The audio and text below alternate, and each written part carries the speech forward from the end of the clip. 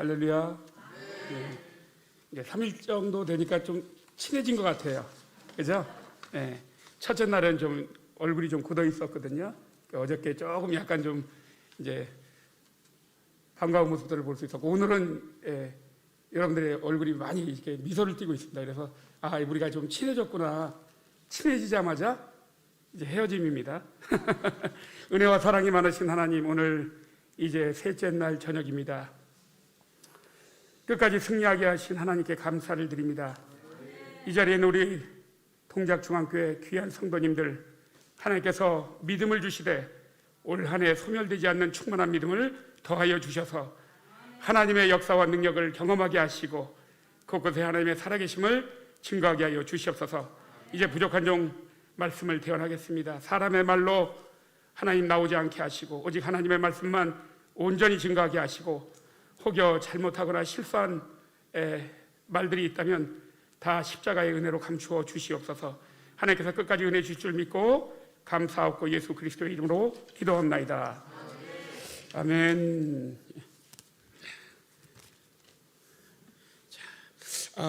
방금 전에 우리 이성주 집사님 찬양해 주셨죠. 저는 사실 이틀 동안 이렇게 뵀거든요. 그래서 참 요즘 보기 드문 참 고등학생이다. 저렇게 집회에 나와서 말씀에 같이 은혜 받고 예배 드리기 쉽지 않은데, 참 어느 학교에 다니는지 모르지만 우리 교회에 그 고등학교에 다니는 여학생이 있는데 만나게 해주면 좋겠다 했는데, 우리가 집사님이시라고 지금 소개를 하시더라고요.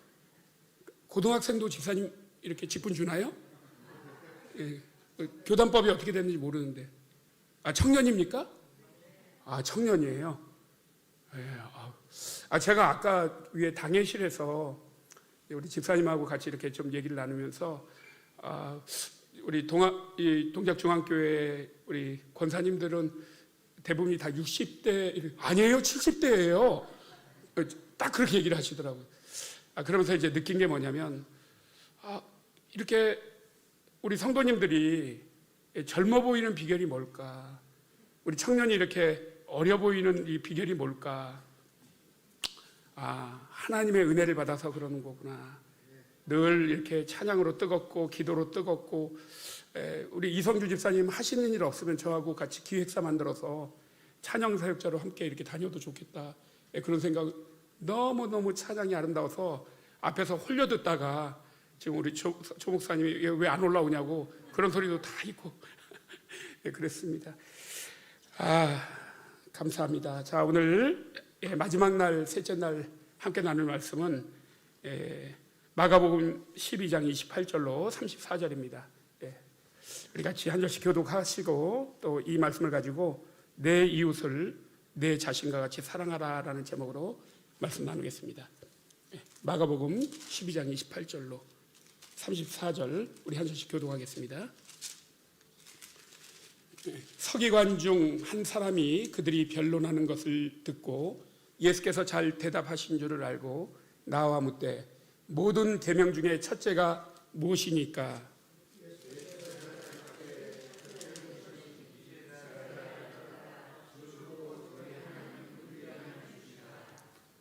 내 마음을 다하고 목숨을 다하고 뜻을 다하고 힘을 다하여 주 너의 하나님을 사랑하라 하신 것이요.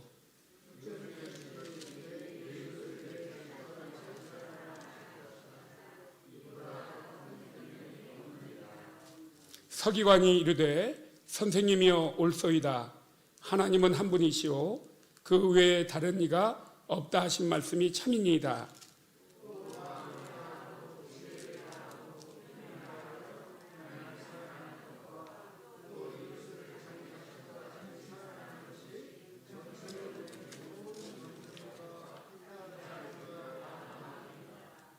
예수께서 그가 지혜 있게 대답함을 보시고 이르시되 내가 하나님의 나라에서 멀지 않도다 하시니 그 후에 감히 묻는 자가 없더라. 아멘. 확실히 마지막 날이라 체력이 많이 떨어지신 것 같습니다. 그러나 영혼은 충만하시죠? 예, 맞아요. 육신은 피곤한데 하나님의 말씀을 가까이 하시면, 기도하시면, 찬송하시면 영혼은 충만해져요. 그래서 제가 새벽 기도회를 이렇게 나올 때는 천근만근으로 나와서 말씀을 증거하고 기도하고, 그러고 나면 날아갈 것처럼 기쁨을 늘 느낍니다. 정말 복을 받은 거죠. 그 기쁨과 영역을 가지고 또 하루를 승리하면서 살아가는 줄 믿습니다. 자, 우리 집회 마지막 날 되었습니다. 시작이 중요한 만큼 마무리도 중요한데, 정말 끝까지 승리하신 우리 동작중앙교회 귀한 성도님들에게 정말 하나님께서 부어주시는 충만한 은혜가 가득하시기를 축원합니다. 마치는 날인 만큼 우리 첫째 날, 둘째 날 받은 말씀 잠깐 한번 요약하고 오늘 말씀 좀 증거하겠는데요. 금년 한 해 신앙의 첫 단추를 잘 깨는 성도들이 되자고 했습니다. 그래서 첫째 날에는 하나님께 영광을 돌리는 삶을 살자. 너희가 먹든지 마시든지 무엇을 하든지 다 하나님의 영광을 위하여 하라. 그렇게 말씀하시죠. 그래서 하나님께 영광을 돌리는 삶은 하나님의 요구에 순종하는 것이다. 그 하나님의 요구는 뭐였습니까? 하나님을 경외하는 것이다. 그래서 아브라함이 하나님을 경외하였죠. 그래서 아브라함의 그 경외를 받으시고 하나님께서 이삭을 대신하여 수양을 준비하시고 그것을 번제물로 받으십니다. 그리고 아브라함과의 언약을 신실하게 이루어 가시죠. 그 하나님의 요구에 순종하는 삶, 하나님을 경외하는 삶은 다른 게 아니라고 했습니다. 하나님의 말씀에 순종하고 사는 것이고, 하나님을 누구보다도 무엇보다도 최고로 사랑하는 것입니다. 그리고 늘 하나님을 섬기는 삶을 사는 것인데, 그 하나님을 섬기는 삶이 무엇입니까? 바로 하나님 앞에 예배드리는 겁니다. 신령과 진정으로 예배드리는 삶, 우리를 산 제물로 하나님 앞에 드리는 예배의 삶이 가장 하나님을 잘 섬기는 삶입니다. 그래서 이 자리에 계신 우리 성도님들이 이야, 이제 끝났다, 끝이다, 야호, 해방이다가 아니라 이제부터 내가 온전히 하나님을 예배하는 섬기는 삶을 살겠습니다. 내 앞에 사단이 나를 유혹할 겁니다. 흔들 거예요. 피곤하잖아, 바쁘잖아, 돈 벌어야 되잖아. 그렇게 유혹할 때마다 아니야, 나는 하나님을 경외하는 삶을 살 거야. 하나님께서 내게 요구하신 순종의 삶을 살 거야. 악한 사단아, 내 뒤로 물러가라. 그리고 예배 자리에 나오면 여러분들 후지 맞는 겁니다. 성공하는 겁니다. 그렇게 사시기 바랍니다. 자, 둘째 날 어저께는 뭐에 대해서 했죠? 바로 교회의 일꾼이라는 제목으로 여러분들에게 말씀을 전했는데, 예수님께서 피값으로 세우신 교회를 잘 섬기는 교회의 일꾼이 되자고 했습니다. 그것은 예수님께서 우리의 구원을 위해서 괴로운 고난의 길을 하나님 아버지의 뜻을 따라 순종하여 갔던 것처럼, 우리도 우리의 육체에 예수 그리스도의 남겨진 고난을 잘 감당하면서 교회의 지체인 성도들을 잘 섬기고, 교회 밖에 있는 잠정적인 그 영혼들을 주께로 인도하기 위해서 하나님의 복음을 전파하여 하나님의 말씀을 잘 이루어가는 그런 멋진 성도들, 교회의 일꾼이 되자라고 여러분들에게 어저께 말씀드렸습니다. 기억하시죠? 네, 이 말씀대로 여러분들 교회 안과 밖에서 성도들을 잘 위로하고 격려하고, 가능하면 내가 양보하세요. 내가 먼저 섬겨주세요. 하늘의 미랄이 되어주면 많은 열매를 맺는 겁니다. 내 목소리를 크게 하는 게 이기는 게 아니에요. 나는 없어지고 오직 교회의 주인 되신 주님만 영광이 나타나도록 하고, 우리의 헌신과 겸손이 성도들에게 아름다운 향기로 퍼져나가서 교회가 늘 하나가 되어가는 그런 아름다움의 귀한 미랄들이 되시기를 주님의 이름으로 축원합니다. 그리고 교회 밖에 정말 잠정적인 영혼들이 있거든요. 그래서 가장 가까이는 우리의 가족들, 남편, 자녀들, 또 우리의 형제 자매들 위해서 기도하시고, 정말로 눈물로 기도하시면 하나님의 영이 찾아가셔요. 많은 사람들을 통해서 그 마음에 감동 주십니다. 그리고 여러분들이 달라진 모습을 보여줘야 돼요.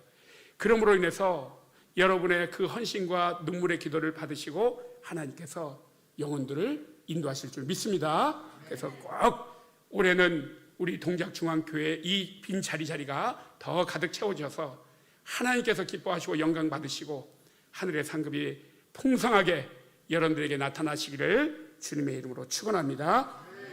자, 이제 셋째 날인 오늘은 내 이웃을 내 자신과 같이 사랑하라라는 제목으로 이웃을 섬기라는 대주제의 말씀을 증거하도록 하겠습니다. 저는 가정주부가 아니잖아요. 여기 이제 많은 이제 주부의 시간들을 보내시고 또 이제 주부로서는 은퇴하신 분들도 계실 텐데 저녁마다 고민하시잖아요. 아, 오늘은 뭘 해 먹지?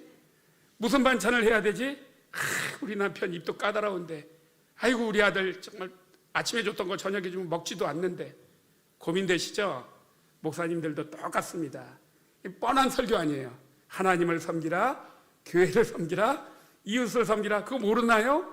우리 성도님들 다 아시잖아요. 그런 뻔한 설교를 다시 한번 기도하면서 우리 성도님들에게 전한다는 것은 쉬운 일이 아닙니다. 그럼에도 불구하고 여러분들이 다 아시는 말씀이지만 이 말씀을 다시 증거하는 것은 우리가 아는데 그치지 말고 이 말씀을 어떻게 하자? 순종이 뭐보다 낫다? 제사보다 낫다. 말씀을 아는 것으로 그치는 것이 아니라 능력은 그 말씀을 지켜 행하는 것입니다. 그래서 믿음은 죽은 믿음이 돼서는 안 돼요. 믿음으로 우리가 구원을 받지만 그 믿음을 증명해 주는 것이 뭐예요? 행함이라는 겁니다. 그래서 야고보서는 행함을 강조하고 있습니다.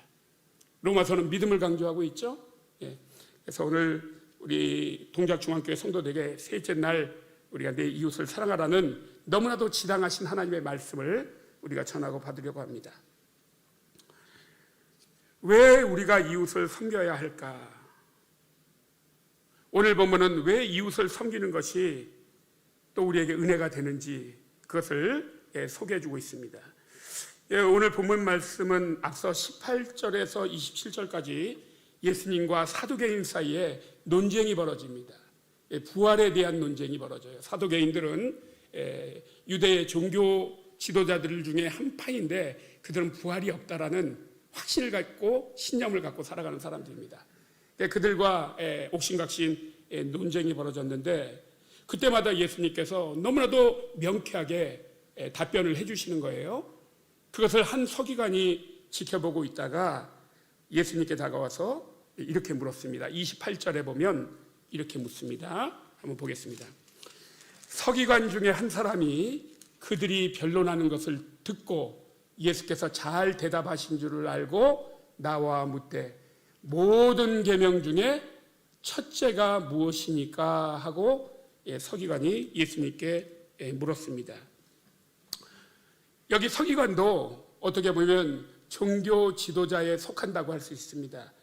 글을 베끼는 사람이라는 뜻이거든요. 원어를 보면 글을 베끼는 사람인데 왕정시대에는 왕의 비서 역할도 했고 또 우리 동작중앙교회 재정을 담당하시는 분들도 있죠. 회계를 담당하기도 했습니다. 그리고 문서를 기록하고 정리하는 일을 했던 사람들이 바로 이 서기관입니다. 그러니까 어떻게 보면 오늘로 얘기하면 사무직 공무원이에요. 그런데 이제 바벨론 포로 시대 이후에 율법을 해석하고 가르치는 종교 학자로서의 역할을 했다고 합니다. 그러니까 아주 하나님의 계명과 율법에 능통한 사람이 누구예요? 서기관이라는 겁니다.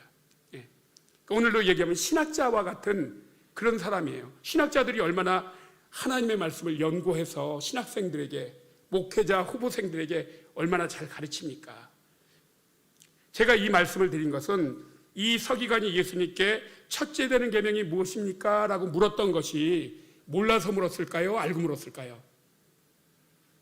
하나님의 율법과 계명을 연구하는 사람이라니까요? 가르치는 사람이라니까요? 그러니까 이 서기관이 예수님께 물었을 때 몰라서 물었을까요? 알고 물었을까요? 알고 물었습니다. 왜 그랬을까요? 바로 예수님을 시험하기 위해서 그렇게 질문했던 겁니다. 오늘 본문에는 예수님을 시험했다라는 내용이 나오지 않지만 관련된 말씀이 마태복음 22장 34절로 40절에 똑같이 나와 있습니다. 그래서 여러분들이 관주라고 하거든요. 여러분의 성경에 보면 옆에 관련된 그 성경 말씀들이 이렇게 기록되어 있는 것을 볼 수 있습니다. 그래서 여러분들이 다른 쪽에 가서 그 말씀을 보실 때 좀 더 확대해서 폭넓게 성경을 볼 수 있는데 34절과 35절을 보면 이렇게 말씀하고 있습니다. 마태복음, 예수께서 사두개인들로 대답할 수 없게 하셨다함을 바리새인들이 듣고 모였는데 그 중에 한 율법사가 예수님을 뭐하여? 시험하여 묻되, 여기서는 율법사라고 얘기하고 있죠. 서기관을 얘기하는 겁니다. 예수님을 시험하기 위해서 뭐라고 물었습니까? 선생님, 율법 중에서 어느 계명이 큽니까? 이렇게 물었다라는 겁니다. 그러니까 의도가 아주 불순한 거예요. 여러분, 오늘날 성도들을 미혹하고 또 넘어뜨리는 이단들이 많이 있습니다. 그 중에 하나가 신천지예요.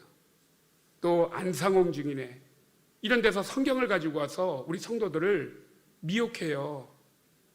여러분, 성경 말씀을 우리 목사님께서 볼 때는 전후 문맥을 다 같이 봐야 한다고 했습니다.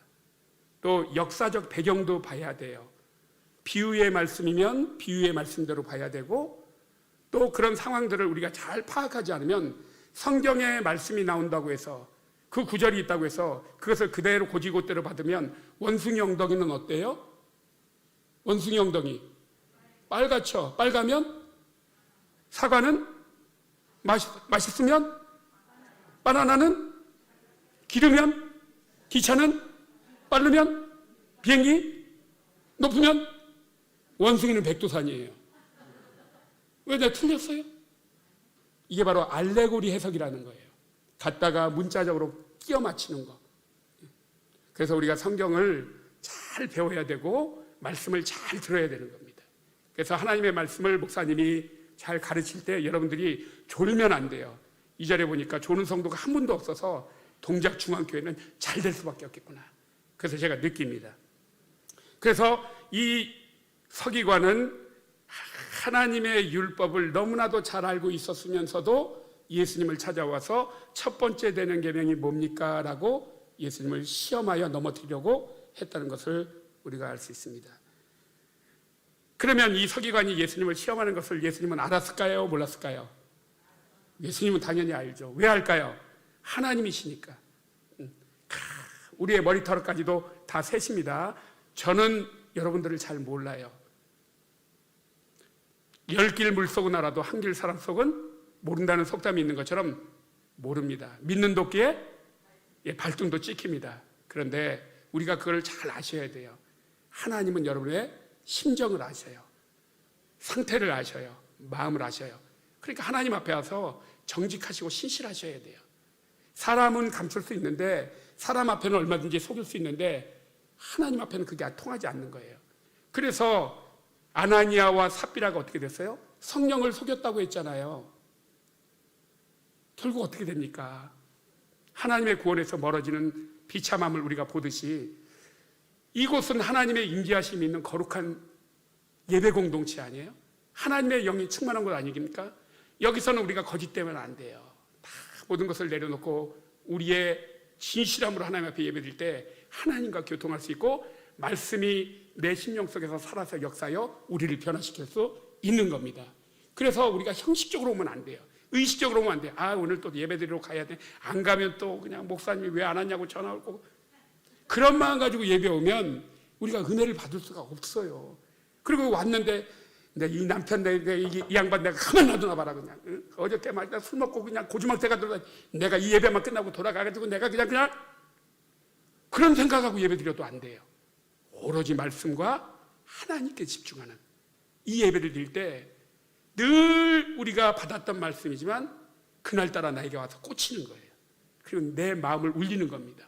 그리고 회개시키고 변화시키고 순종하게 만드는 겁니다. 무슨 말씀인지 아시겠죠?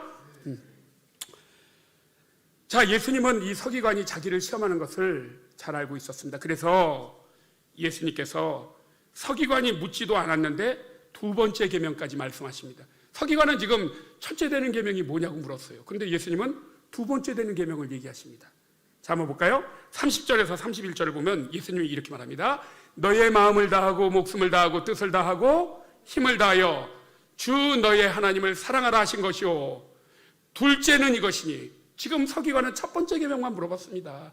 근데 예수님께서 둘째는 이것이니 너의 이웃을 너의 자신과 같이 사랑하라 하신 것이라 이보다 더 큰 계명이 없느니라. 왜 예수님은 서기관이 묻지도 않은 두 번째 계명을 지금 서기관에게 얘기해 주고 있는 걸까요? 나 너 알아. 네가 이 말씀 가지고 나 시험하는 거잖아. 그런데 너에게 본질적으로 문제가 있어. 너는 지금 하나님 앞에서 하나님을 섬기고 사랑하는 것에 대해서 첫 번째 계명이라는 것을 알고 너는 스스로 하나님 앞에 그 사랑하는 마음을 가지고 하나님을 높이고 열심을 낸다고 하고 있을 거야. 그러나 너는 정작 두 번째 계명에 대해서는 알면서도 지키지 않고 있어. 그런 서기관을 지금 고발하고 있는 겁니다. 너 두 번째 계명이 뭔지 알잖아. 뭐야? 내 이웃을 너의 몸같이 사랑하라고 하는 건데 너는 알고 그 계명을 지금 지키고 있어? 이것을 서기관에게 훅 찌르는 겁니다. 여러분, 그 서기관이 누구예요? 어쩌면 오늘 이 자리에 앉아있는 우리 자신일지도 몰라요. 여기 내 이웃을 내 몸과 같이 사랑하라는 말씀을 모르는 분들이 있으니까 아시잖아요. 그러면 정작 여러분들이 가장 가까운 이웃, 내 남편, 내 자녀, 내 형제, 내 자매, 내 직장 동료 그렇게 내 몸처럼 사랑하십니까? 그들이 조금 나한테 상처 주면 나도 한 대 갚아줘야 속이 풀리잖아요.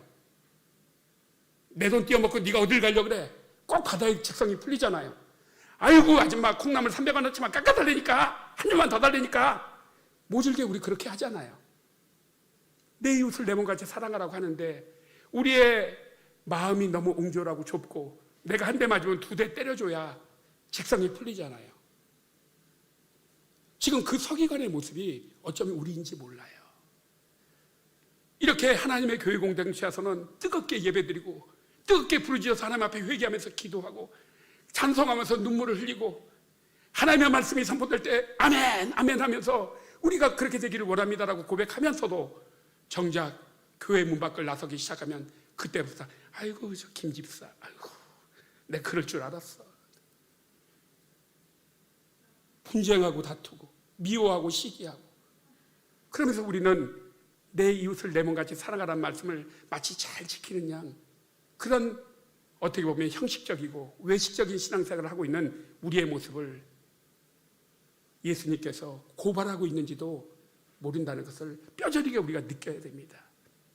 그래서 교회 안에서는 더 우리의 마음을 열고 우리가 권사님을 나보다 낫게 여기고 박 집사님을 나보다 낫게 여기고 목사님의 말씀에 순종하고 합력하여 선을 이루어가며 이것이 바로 내 이웃을 내 몸같이 사랑하는 가장 말씀에 순종하는 귀한 모습인 줄 믿습니다.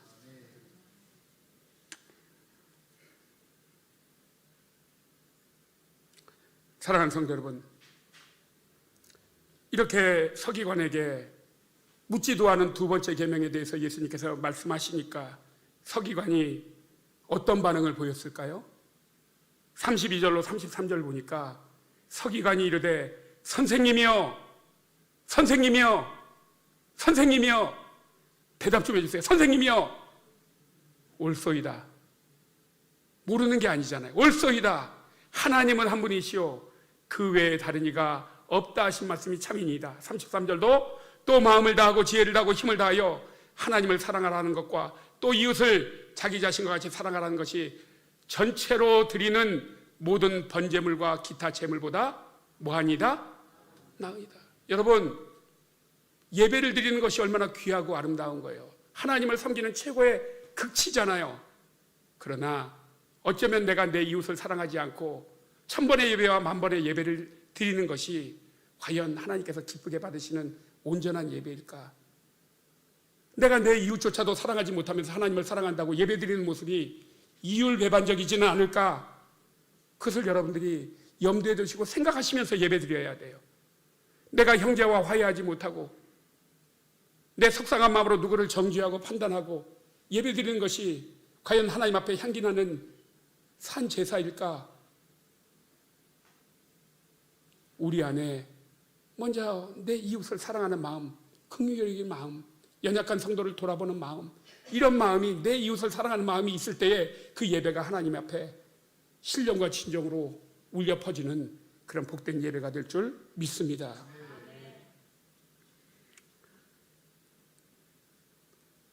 서기관의 말을 예수님께서 들으시고 이제 이렇게 말씀하셨습니다. 34절을 한번 보세요. 예수께서 그가 지혜 있게 대답함을 보시고 이르시되 네가 하나님의 나라에서 멀지 않도다 하시니 그 후에 감히 묻는 자가 없더라. 여러분, 이 서기관이 천국에 갔다는 거예요? 아니면 못 갔다는 거예요? 분명히 예수님을 시험하려고 했잖아요. 그런데 예수님은 네가 하나님의 나라에서 멀지 않도다 이런 말씀을 하시거든요. 자, 하나님에 들어갔다는 말입니까? 하나님의 나라에? 아직 안 들어갔다는 겁니다. 조건부예요, 조건부. 그래, 네가 하나님을 사랑한다고 치자. 네가 정녕 하나님을 사랑하면 두 번째 계명인, 큰 계명인 내 이웃을 너의 몸같이 사랑해라. 그러면 그 하나님의 나라가 멀지 않아. 하나님의 나라가 비로소 너의 것이 되는 거야. 조건부. 여러분, 우리가 구원을 받는 것은 하나님의 선물이죠? 어저께 말씀드렸죠? 믿음도 하나님의 선물이죠? 그런데 조건이 있습니다. 하나님이 주신 믿음을 우리가 어떻게 해야 되겠어요? 소멸해서는 안 됩니다. 지켜야 돼요. 믿음을 더 키워가야 됩니다. 그건 우리가 감당해야 될 몫이에요. 주신 믿음을 빼앗겨버리면 안 된다는 겁니다. 여러분들이 예수님의 그 청지기 비유를 통해서 5달란트, 2달란트, 1달란트 종들에게 나눠줬는데 1달란트 받은 종은 어떻게 했습니까? 땅을 파고 묻어뒀죠? 결국 주인이 와서 어떻게 하죠? 셈할 때 걷어가죠? 그리고 5달란트 받은 자에게 주죠? 하나님이 달란트를 주시듯이 믿음을 주셨는데 그 믿음을 지키지 못하고 믿음을 사단에게 빼앗겨버린다면, 유한한 세상에 빼앗겨버린다면, 그리고 나서 아이고 하나님 나 구원해 주세요 한다면 그건 안 된다는 겁니다. 하나님 주신 믿음을 잘 키워가야 돼요. 제가 사모하고 올해 결심한 게 있습니다. 꼭 새벽 예배 드리고 아침에 둘이서 만보를 걷자. 만보를 걷되 한 번은 높은 산을 막 전력을 다해서 걸어갑니다. 정말 그 산을 올라갈 때는 한 150m 정도 되는데 심장이 터질 것 같아요. 숨이 칵칵칵 차오릅니다. 그런데 그때가 가장 운동이 극렬하게 되는 시간이에요. 폐활량이 늘어나고 다리에 근력이 생기고 얼마나 좋은지 몰라요. 그러고 한 바퀴 탁 돌고 내려오면 천하를 다 얻은 것 같아요. 육체가 강건해지니까, 근력이 붙으니까 덜 피곤하더라고요. 하나님의 일을 하든 나가서 하나님의 말씀을 선포하든 봉사를 하든 너무너무 좋더라고요. 그런 것처럼 올해 여러분들이 목표로 하는 것이 무엇인지 저는 알지 못하지만 영적인 목표 한 가지, 하나님이 주신 믿음을 꼭 키워가자. 지켜가는 게 아니라 키워가자. 이 믿음을 키워가기 위해서는 어떻게 해야 되겠습니까? 믿음은 들음에서 나며 들음은 뭐로 말미암아? 그리스도의 말씀으로 말미암는다고 했으니까 믿음을 키워가려면 어떻게 했습니까? 믿음을 지켜가려면 어떻게 했습니까? 바로 예배에 빠지면 안 돼요. 예배 시간 나와서 강단에서 흘러가는 말씀을 아멘으로 화답하시고 그 받은 말씀을 가지고 기도하세요. 하나님 앞에 이 말씀을 내가 지켜 순종할 수 있는 성령의 능력을 내게 부어달라고, 성령이 오셔서 내 가운데 역사해달라고, 그래서 이 말씀이 살아서 운동력이 있어서 날선검보다 예리해서 정말 하나님의 역사를 증거하고 나타내게 해달라고. 여러분들 그런 애씀과 노력이 있지 않고서는 우리의 신앙이 도태져 버립니다. 그래서 35년 신앙생활하고 한번 상처받고 떠나버려요. 하나님이 시험관 시술을 해서 아기도 주셨고 또 좋은 짝을 만나서 결혼하고 그 다음에 주례를 써서 자식도 순풍순풍 낳고 하나님의 축복이 너무 많은데 상처받아서 떠나버려요. 우리 안에 믿음이 없으면 정말 쉽게 하나님을 떠나버립니다. 금세 무너져 버립니다. 그냥 시험 들어져 버려요. 그래서 여러분들의 말씀으로 굳게 서는 것이 얼마나 귀한 것인지 모릅니다. 꼭 그렇게 되시기를 주의 이름으로 축원합니다. 사랑하는 성도 여러분, 오늘 서기관에게 예수님은 온전한 하나님을 사랑하고 온전한 이웃을 사랑하는 것이 하나님의 나라가 너의 것이 된다라는 것을 가르쳐 주셨습니다. 그런 것처럼 그 서기관의 모습이 혹시 우리의 모습과 비추어지고 있는 것은 아닌지 한번 살펴보시면서 하나님, 내가 하나님을 사랑하듯 이제 내 이웃, 가장 가까이 있는 우리 성도들, 가족들, 또 우리 직장 동료들 정말 사랑하는 마음을 갖게 하여 주시옵소서.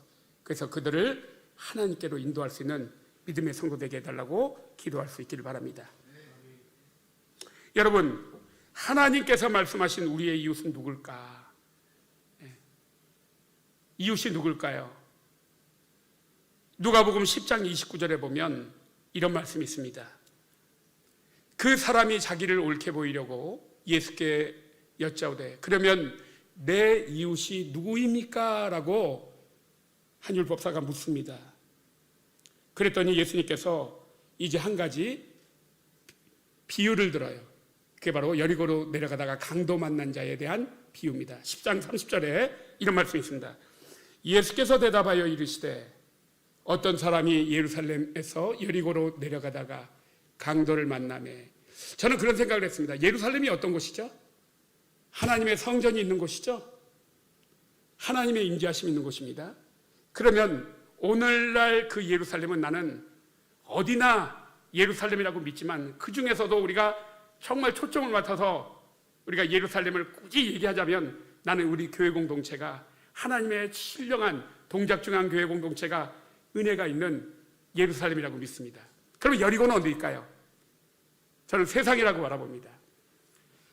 예루살렘에서 여리고로 내려가다가 강도를 만나매 강도들이 그 옷을 벗기고 때려 거의 죽은 것을 버리고 갔더라. 나는 하나님에게서 멀어진 사람들을 사단에게 강도 만난 이웃이라고 생각합니다. 죽음의 길을 향해서 거의 죽음의 길을 향해서 나아가고 있는 세상 사람들, 하나님을 알지 못하는 사람들, 사단에게 늘 미혹당하여 사단의 종로로 타면서 구원과 영생을 모르는 우리의 이웃들이 얼마나 많이 있습니까? 근데 거반 죽게 되었대요. 근데 그 사이로 누가 지나갑니까? 첫 번째 제사장이 지나가죠. 두 번째 누가 지나가죠? 하나님의 성전에서 봉사하는 일을 하는 레위인도 지나갑니다. 그러니까 하나님의 일을 하는 사람들이 지나가는데 어떻게 하고 지나가냐면 못 본 척하고 지나갑니다. 피해서 지나가요. 일부러 봤음에도 나하고 상관없다고 피해서 지나간단 말입니다. 그런데 한 사람, 그 유대인들이 선민이라고 우월감에 빠져 자랑하던 그 이스라엘 백성들이 그렇게 하찮게 여기고 개같이 여기는, 그래서 상종조차도 하지 않는 그 땅은 지나가지도 않고 삥 돌아서 가는 사마리아인, 그 사마리아인이 그 강도 만나서 거반 죽게 된 그 사람을 기름과 포도주로 치료해주고 자기의 나귀에 싣고 주막으로 데리고 가서 이제 거기서 안식을 취하게 해줍니다. 그리고 그 다음날 2데나리온을 주면서 이 사람을 잘 보살펴달라고 하고 만약에 더 비용이 들어가면 내가 돌아올 때에 주겠으니까 아낌없이 그를 돌봐달라며 길을 떠납니다.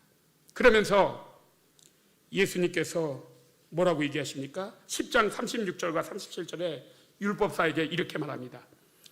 너의 생각에는 이 세 사람 중에 누가 강도 만난 자의 이웃이 되겠느냐? 37절에 그랬더니 이르되 자비를 베푼 자니이다. 예수께서 이르시되 가서 너도 이와 같이 하라 하시니라. 사랑하는 성도 여러분, 누가 우리의 이웃인지가 중요한 게 아니에요.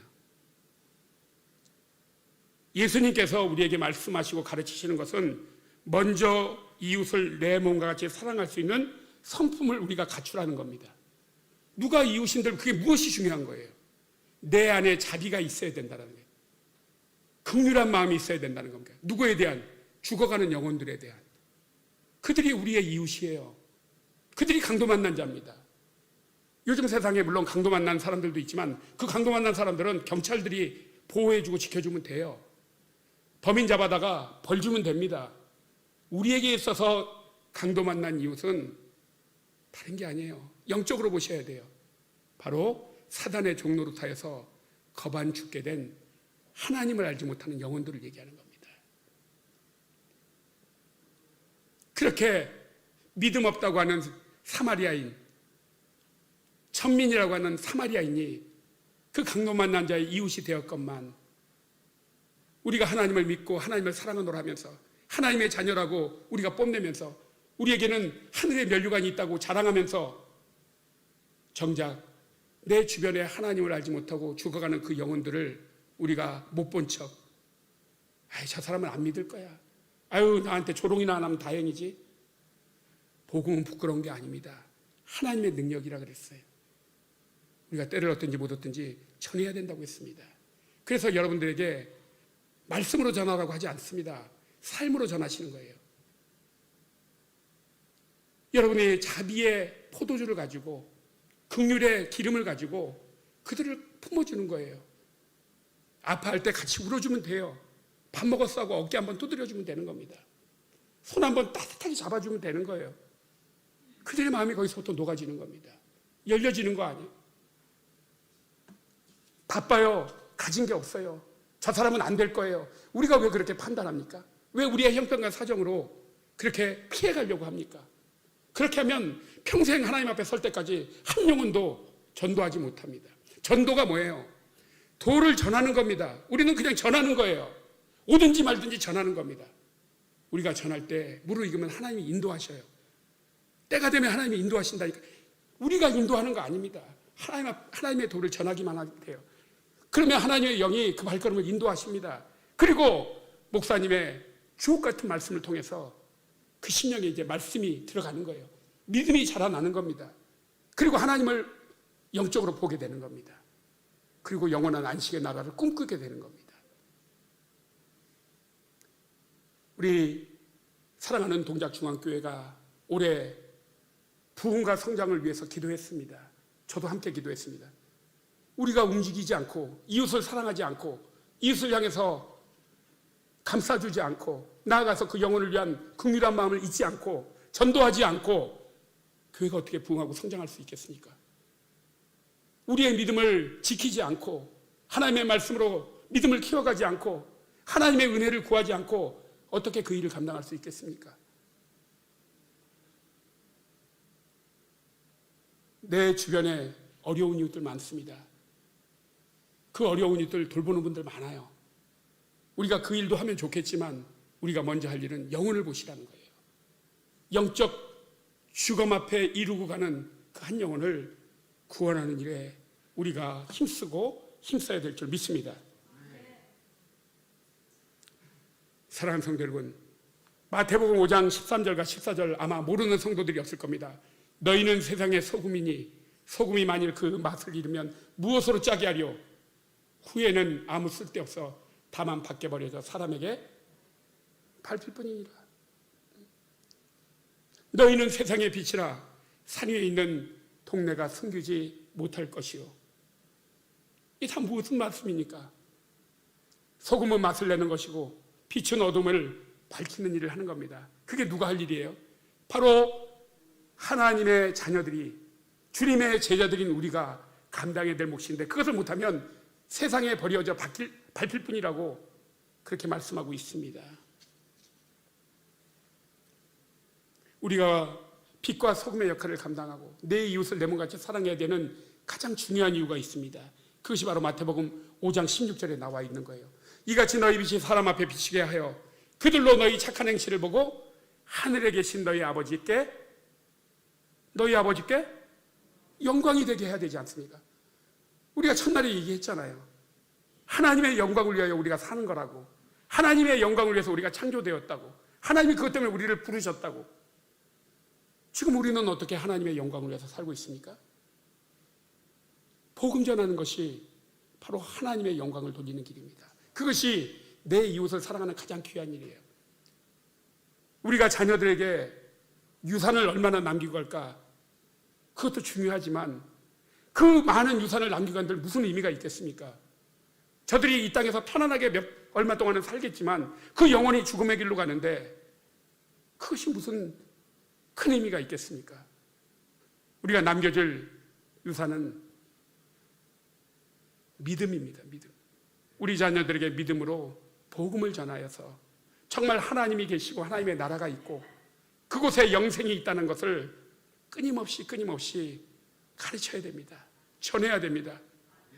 하나님이 때가 되면 구원의 길로 인도하실 거예요. 함께 예배드리면서 하나님을 찬미할 때 여러분의 심령 속에서 그 감격과 기쁨이 멈추질 않을 겁니다. 물론 하나님께서도 이 영광을 받을 겁니다. 사랑하는 성도 여러분, 고린도 교회는 문제가 많은 교회였습니다. 분쟁과 파벌 아시죠? 끊임없이 나는 아볼로파야, 나는 게바파야, 아니야 나는 바울파야, 나는 그리스도파야. 그리스도께서 어떻게 나눴느냐? 하나님과 원수된 우리를 화목하게 하려고 주님은 오셨는데 우리는 끊임없이 그렇게 선민이다, 너는 구원받지 못했어, 우리는 정죄하고 판단하고 안에서도 같이 나누고 분쟁하고, 그것이 내 이웃을 사랑하는 모습이 아니라는 겁니다. 그래서 사도 바울이 고린도전서 13장에 여러분들이 그렇게 잘 아는 고린도 13장 사랑장 아닙니까?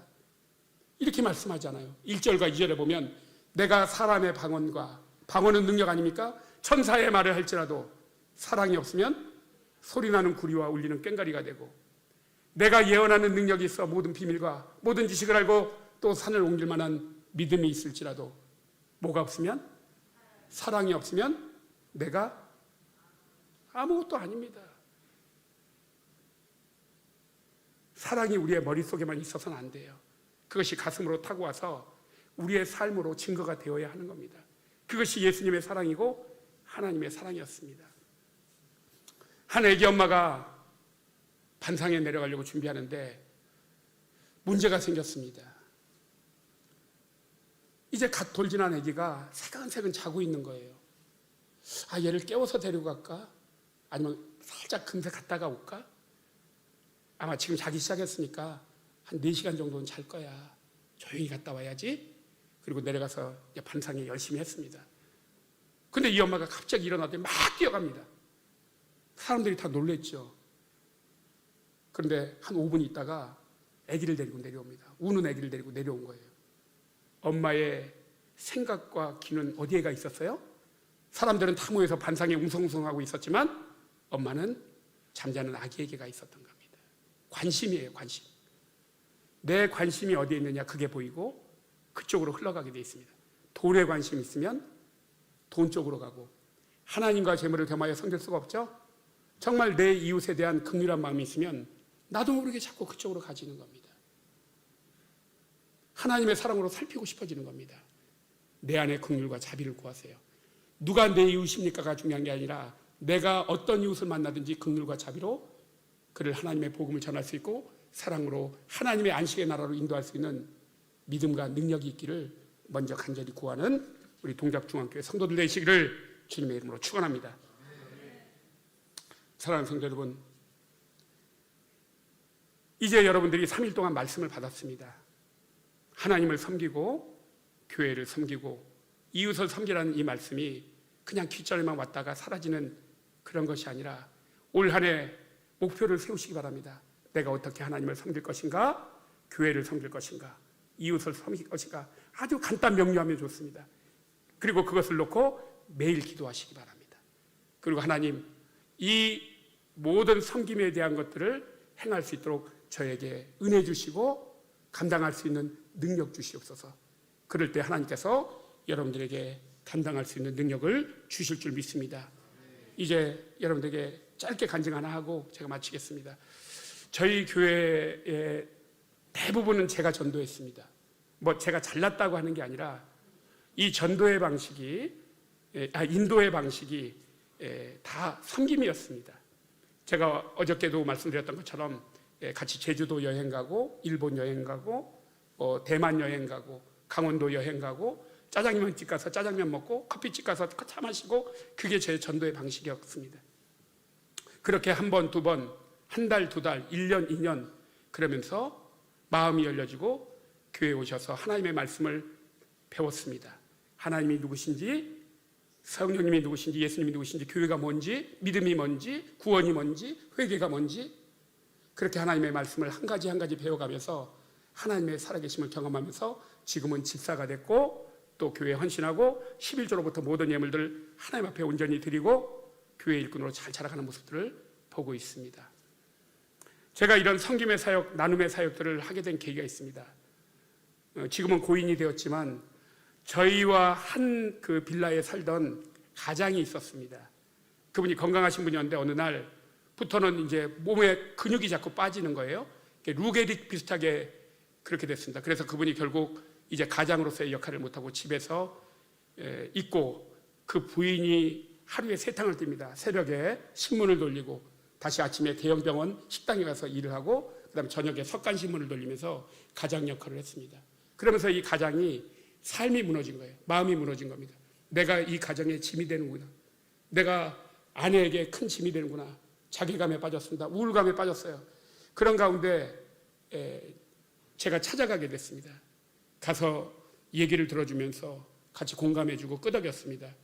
그런데 그렇게 찾아가도 제가 한 달에 한 번 가면 많이 갈 정도예요. 왜냐하면 그 일만 하는 게 아니라 다른 일도 하는 거 있기 때문에 한 달에 한 번 정도 갔는데, 그렇게 한 3번 만났을까요? 4번째 갔을 때 그분이 안 계셨습니다. 스스로 생명을 끊었어요. 함부로 이렇게 몸을 쓸 수도 없는데 어떻게 해가지고 얼마나 마음이 무너졌으면 그렇게 해서 빨랫줄에다가 줄을 매달아가지고 그렇게 스스로 떠났는데, 제가 그때 너무 눈물이 났습니다. 내가 한 번이라도 더 왔었다면, 한 번이라도 더 만났었다면 이분이 이렇게 갔을까? 이분이 예수님을 만나고 그 마음이 변화되고 회복이 되어서 그 안에서 자존감을 찾고 정말 내 영혼이 소중하고 귀하다는 것을 예수님을 만났으면 얼마나 좋았을까? 그런 마음이 들면서 그때부터 미친 듯이 사람들을 만나러 다녔습니다. 그리고 다급하면 다급한 대로 더 만났고 또 필요하면 필요한 대로 더 찾아갔습니다. 명절에도 우리 사모 데리고 다문화 가정에 찾아가서 같이 밥을 먹고 물품을 나눠주고, 그 필리핀 주부께서 동태탕을 끓여줬는데 이게 멀건국이다 보니까 소금도 제대로 간도 안 돼 있고 그 다음에 뜨겁지도 않고, 그걸 귀한 분 오셨다고 대접하는데 비린내는 나고 안 먹으면 시험 들 것 같고, 그래서 코를 막고 벌컥벌컥 마셨더니 그렇게 맛있냐고 한 그릇을 더 주시더라고요. 결국은 제가 못 먹고, 그거는 못 먹고 바쁘다고 일어서서 나왔는데, 누군가 그렇게 다급한 영혼들이 있다라는 겁니다. 우리가 조금만 관심을 갖고 살펴보면, 바로 우리가 긍휼한 마음과 자비한 마음을 가지고 돌아보면 분명히 내 이웃은 바로 어쩌면 우리 가정에 있는지도 모릅니다. 우리 자녀인지도 몰라요. 그저 그렇게 상처 주고 아픔 주는 것이 아니라 주님의 사랑으로 다가가면 눈물이 납니다. 더 늦기 전에 더 품어주고 안아주십시오. 우리 원로 목사님께서 그렇게 아버님 장로님 계실 때는 아이고 먼저 가세요, 먼저 가세요, 네가 먼저 가세요, 내가 먼저 가세요, 그렇게 옥신각신 하셨는데 지금은 맨날 장로님 보고 싶어 죽겠대요. 보고 싶다, 보고 싶다. 그렇게 보고 싶을 걸 왜 살아서 그렇게 싸우시고 다투셨는지. 사람이 그러는 것 같습니다.